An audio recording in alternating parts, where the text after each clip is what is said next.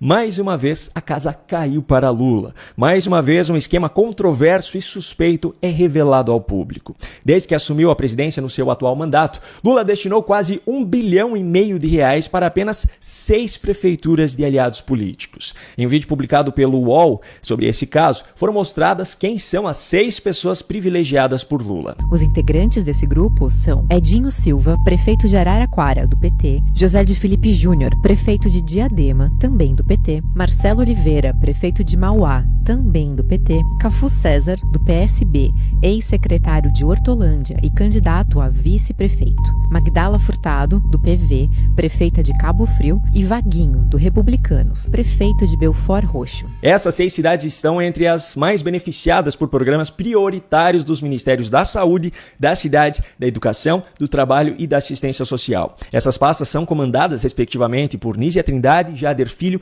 Camilo Santana, Luiz Marinho e Wellington Dias. Vale ressaltar aqui que as verbas em questão são dos ministérios e não emendas parlamentares, então são recursos do próprio governo federal. O chefe do gabinete de Lula, Marco Aurélio Santana Ribeiro, conhecido como Marcola, se reuniu desde o início do governo 33 vezes com prefeitos e secretários municipais no Palácio do Planalto. Dessas 33 reuniões, 22 foram com integrantes desse grupo de 6 prefeituras. O presidente Lula, em pessoa, se encontrou 17 vezes com prefeitos no seu gabinete. Dessas 17, 12 foram com integrantes desse grupo. Segundo a apuração do UOL, grande parte desses repasses foram feitos sem aval técnico, deixando até o espaço da análise de conclusão em branco em valores maiores do que o solicitado pelos municípios, sem justificativa para isso, com pedidos de prioridade escritos à mão e também sem justificativa e com notas técnicas sem detalhamento. O vídeo publicado pelo UOL mostra casos de cidades específicas. Araraquara recebeu 94 milhões de reais do Ministério da Saúde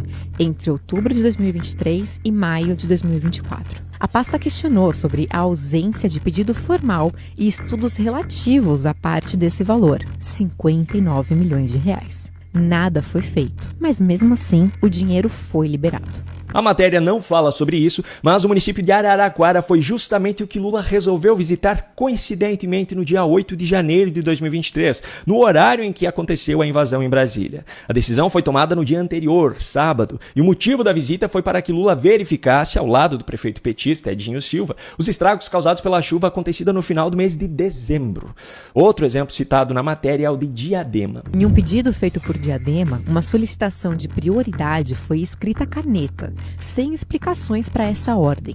No mesmo pedido, a cidade solicitou 70 milhões de reais e recebeu 5 milhões a mais sem justificativa. E tem mais um caso curioso aqui, que não foi mencionado na matéria, mas que diz respeito a uma dessas prefeituras. O filho da ministra Nízia Trindade foi nomeado secretário da Cultura do município de Cabo Frio, no Rio de Janeiro. Na época, inclusive, isso gerou repercussão na imprensa por conta dos repasses de dinheiro feitos pela pasta de Nízia a esse município. Mas os envolvidos no caso negaram qualquer relação entre os fatos. Bom, em relação a toda essa história, o UOL disse ter procurado todos os envolvidos. O Palácio do Planalto disse basicamente que Lula recebe várias lideranças no seu gabinete e que os recursos liberados pelos ministérios são todos documentados. Sobre o chefe de gabinete de Lula, o Marcola, a assessoria disse que faz parte da rotina dele receber autoridades. Os prefeitos envolvidos não deram resposta e os ministérios alegaram que não houve irregularidade nos repasses. Só que tem mais um detalhe oculto nessa história que, ao meu ver, é o mais grave e mais importante a respeito do governo Lula até aqui. Os fatos revelados por essa matéria mostram que o governo Lula repassou valores acima dos solicitados para os municípios e abrindo mão de várias das burocracias impostas pela lei.